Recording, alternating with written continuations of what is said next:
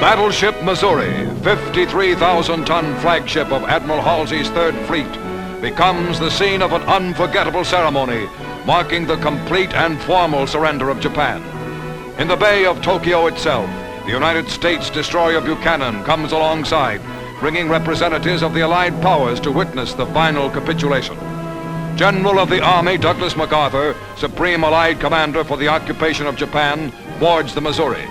Fleet Admiral Nimitz, Pacific Fleet Commander, and Admiral Halsey welcome MacArthur and his Chief of Staff, General Sutherland, aboard. Admiral Nimitz escorts General MacArthur to the Missouri's veranda deck, where the 20-minute ceremony is to take place. It is Sunday, September 2nd, 1945.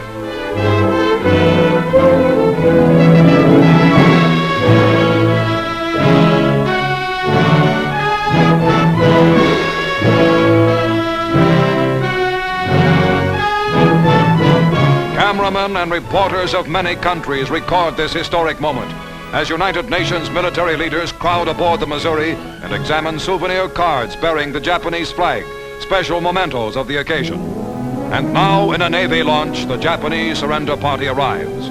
They are headed by aged Mamoru Shigemitsu, Foreign Minister of the Japanese Surrender Cabinet, who was wounded by a Korean patriot in Shanghai years ago and walks on an artificial leg.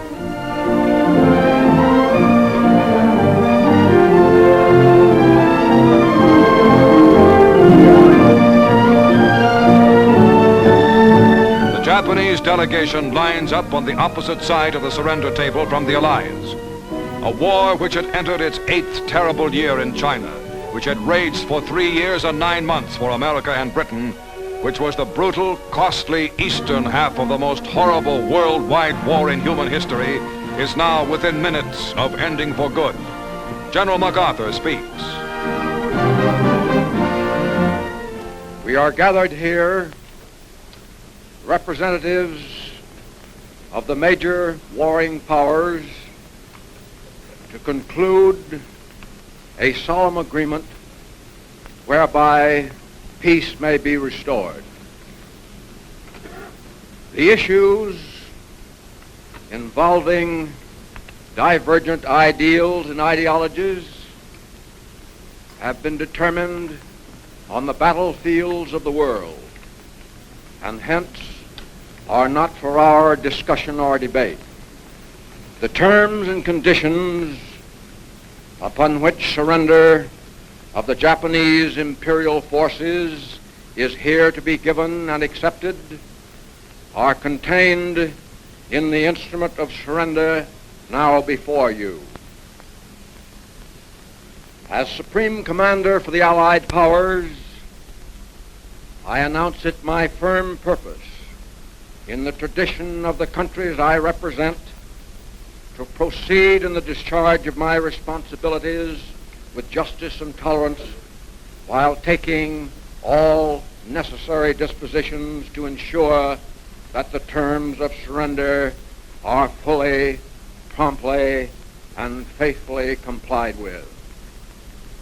I now invite the representatives of the Emperor of Japan and the Japanese government and the Japanese Imperial General Headquarters to sign the instrument of surrender at the places indicated. Mr. Shigemitsu comes to the surrender table. These dramatic first pictures were made by newsreel war correspondents and Army and Navy cameramen and were specially flown back from Tokyo. The time is 9:05 a.m. The Japanese have been on board exactly 10 minutes.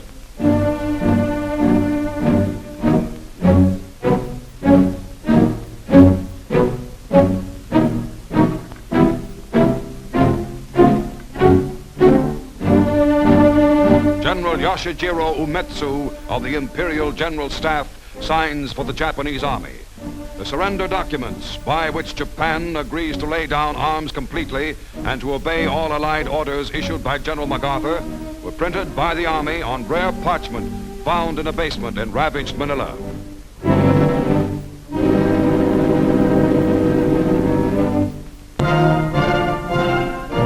General MacArthur signs as Supreme Allied Commander.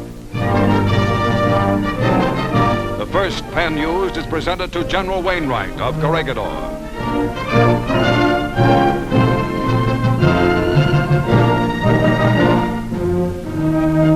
The second pen to British General Percival, Commander at the surrender of Singapore. MacArthur uses 6 pens in all, affixing what will be the most important signature in Japan to the document that ends permanently that nation's regime of terror and aggression.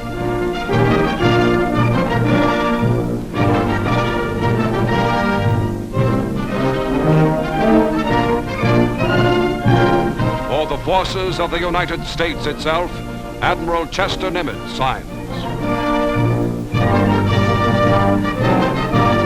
Behind Nimitz are the Third Fleet's Admiral Halsey and Admiral Sherman, famed amphibious commander.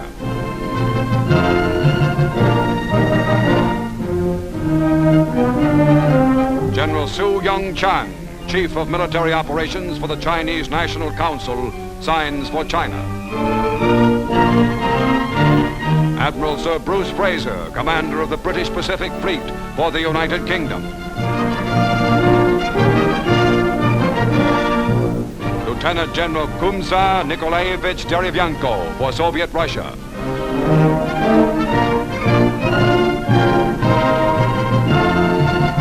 General Sir Thomas Blamey for Australia. Colonel Lawrence Moore Cosgrave for Canada. General Jacques Leclerc, hero of Africa and Paris, for France.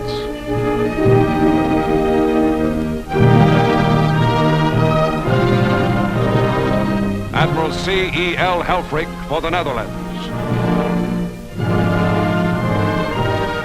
Air Vice Marshal L.M. Issett for New Zealand.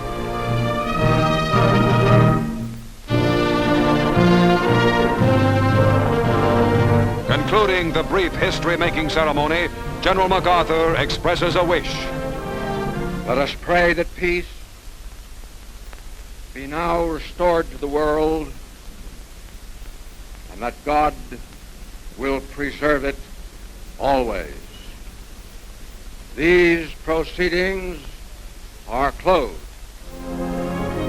Swarms of United States aircraft fly in formation overhead as the ceremony ends. The final United Nations victory has been won. The war is over. Peace is here.